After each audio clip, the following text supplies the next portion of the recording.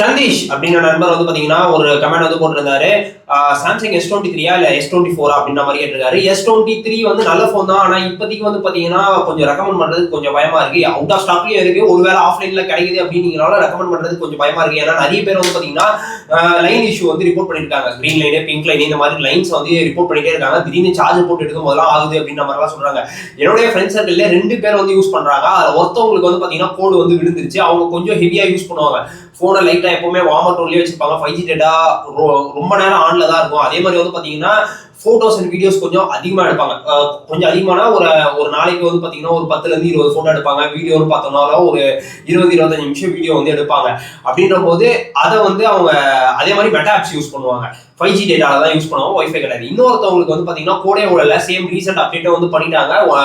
அதுக்கடுத்ததான் கோடு விடல அப்படின்ற போது ஷாக்கா இருந்துச்சு. நானே அவங்க கிட்ட போய் கேட்கும் போது அவங்க வந்து சொன்னாங்க, எனக்கு மெட்டா ஆப்ஸே கிடையாது. மெட்டா ஆப்ஸ்ன்னு சொல்லணும்னா வெறும் வாட்ஸ்அப் மட்டும் தான் இருக்கு, வேற எதுவுமே கிடையாது. டேட்டா கன்சப்ஷன், மீடியா கன்சப்ஷன் அப்படின்னு சொல்லி பார்க்கும்போது வந்து பாத்தீங்கன்னா ஆஃப்லைன் கண்டென்ட்ஸ் தான் நிறைய கன்சியூம் பண்ணுவேன். ஆன்லைன்ல எப்போது ரொம்ப ரேரா, அப்படியே கன்சியூம் பண்றதா இருந்தாலும் ஒய்ஃபை மூலமா தான் நான் யூஸ் பண்ணுவேன் அப்படின்ற மாதிரி சொல்லியிருந்தாங்க. போனா அந்த அளவுக்குலாம் வார்மே ஆகாது அப்படின்ற மாதிரி அவங்க சொன்னது. நான் இது வரைக்கும் யூஸ் பண்ணதில்லை, எனக்கு போனே வார்ம் ஆனது இல்லை அப்படின்ற மாதிரி ஒருத்தவங்க சொன்னது. இன்னொருத்தவங்க வந்து எப்பவுமே வார்ம் ஆகாம இருக்கு இந்த போனு அப்படின்ற மாதிரி ஒருத்தர் வந்து சொன்னாரு. அப்படின்ற போது சாம்சங் S23 நான் இப்ப எப்படி எந்த அளவுக்கு சொல்றதுன்னு தெரியல. ஒருவேளை உங்களோட பட்ஜெட் 30,000 ரூபாய்க்கு கீழே தான் இருக்கு, எனக்கு இதுல ஒரு புது போனு, நான் நிறைய வீடியோகிராஃபி எடுப்பேன், எனக்கு வந்து சாம்சங்கோடைய யூஐ வேணும் அப்படின்றவங்க வேணா சூஸ் வந்து பண்ணலாம். ஆனா கோடு விழுந்தா கம்பெனி பொறுப்பாகாது அப்படின்ற மாதிரி தான் நீங்க வந்து டைரக்டா சாம்சங் கிட்ட போயிட்டு போராடி தான் வந்து மாத்தணும். ஏன்னா என்னோட நண்பர் வந்து பாத்தீங்கன்னா போராடிட்டு இருக்காங்க, தர்ணா பண்ணி போராடிட்டு இருக்காங்க. எப்படியாவது மாத்தி கொடுத்துருவாங்கன்னு தான் நினைக்கிறோம். ஸோ என்ன கதைன்னு தெரியல, அதை வெயிட் பண்ணி தான் வந்து பார்க்கணும். இல்ல சாம்சங் S24 போலாமா அப்படின்னு சொல்லி கேட்டீங்கன்னா சாம்சங் S24 போலாம். சேம் கேமரா செட்டப் தான். பேட்டரியே வந்து பாத்தீங்கன்னா ஒரு 100 mAh பேட்டரி அதிகம். அது பெரிய டிஃபரன்ஸ் இருக்க போதில்லைன்னு வச்சுக்கோங்களேன். மெயினான டிஃபரன்ஸ் ப்ராசர்ல தான் வரப்போகுது.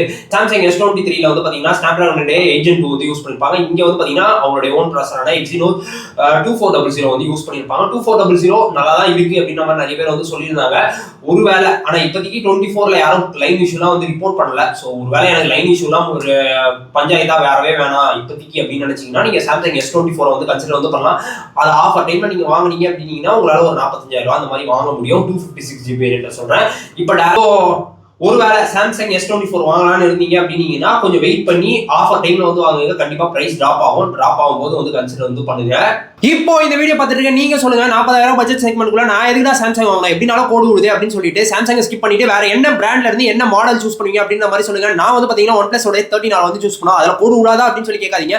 கோடு விடாலும் லைஃப் டைம் வாரண்டி அப்படின்னு சொல்லிட்டு ஒன்று இருக்கு, சர்வீஸும் நல்லா இருக்கு அப்படின்ற போது நான் OnePlus 13 சூஸ் பண்ணுவேன். நீங்க என்ன சூஸ் பண்ணுவீங்க அப்படின்றத கீழே கமெண்ட்ஸ்ல சொல்லுங்க.